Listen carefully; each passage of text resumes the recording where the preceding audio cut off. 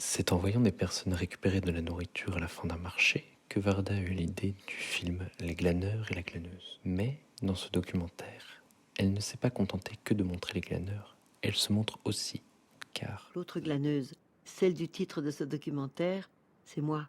Ainsi, le documentaire se décompose en deux parties.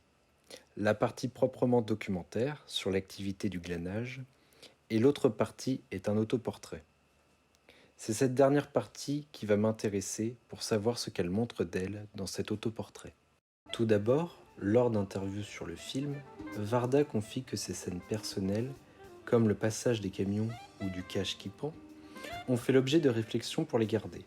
Elle a décidé de les garder car ça lui faisait plaisir et que ces moments font partie de son travail, de sa vie de cinéaste. Ainsi, on voit une Agnès Varda, cinéaste, qui oublie d'éteindre la caméra lorsqu'elle marche, qui joue sur la route, qui se prête au jeu du glanage en ramassant la pomme de terre en forme de cœur. La glaneuse du titre prend alors son sens car tout au long du documentaire, elle glane. Une peinture dans une brocante, des chaises, des pommes de terre.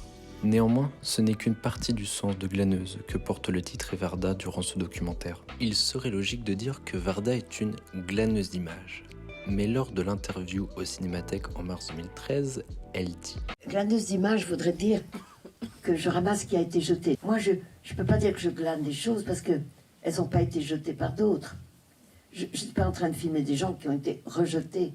Ah, on pourrait dire qu'ils sont rejetés par les actualités, peut-être, mais le terme de glanage est très précis pour moi. Mais je ne glane pas.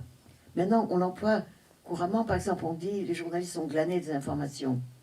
Ben, c'est pas juste, ils n'ont pas glané, ils ont essayé d'aller en chercher. Donc, le terme est parfois mal employé. Varda considère le mot glanage comme trop fort et trop précis pour ce qu'elle fait dans ce documentaire. Elle ne considère pas qu'elle glane, qu'elle récupère des images, mais qu'elle filme des entretiens.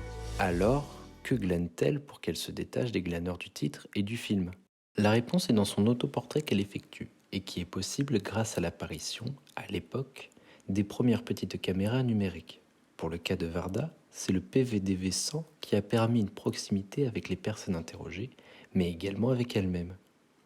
Comme un effet narcissique, elle peut se filmer elle-même, seule, se montrer entièrement ou dévoiler une partie de son corps, comme sa main. Cette main est un objet important du film car elle permet à Varda d'attraper, de glaner, de récupérer et de filmer. Les mains permettent de se découvrir, d'être un reflet de nous et de notre vieillissement, car Varda est consciente de la vieillesse, des rides sur la main et des cheveux blancs.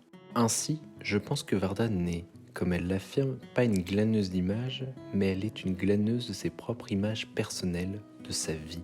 Par la caméra, elle capte, récupère des souvenirs de son voyage au Japon, de moments qui, par tout autre réalisateur, auraient été jetés, mais que Varda décide de garder et de montrer pour se montrer. Ainsi, dans un refus de gaspiller et de jeter, le documentaire montre une Varda dans le temps présent du film, dans son travail d'investigation et de cinéaste, qui traite du sujet de glanage sérieusement, mais en laissant l'imprévu et le hasard guider le film, comme la patate en forme de cœur et la peinture dans la brocante, tout en prenant du plaisir à filmer les glaneurs, les avocats, les chants, les imprévus, ainsi qu'elle. Elle, Agnès Varda, en prenant sa caméra, est consciente de la société qui l'entoure, de ses problèmes et questions, de ces marginaux qui y vivent, mais elle est également consciente qu'elle vieillit et qu'elle va mourir.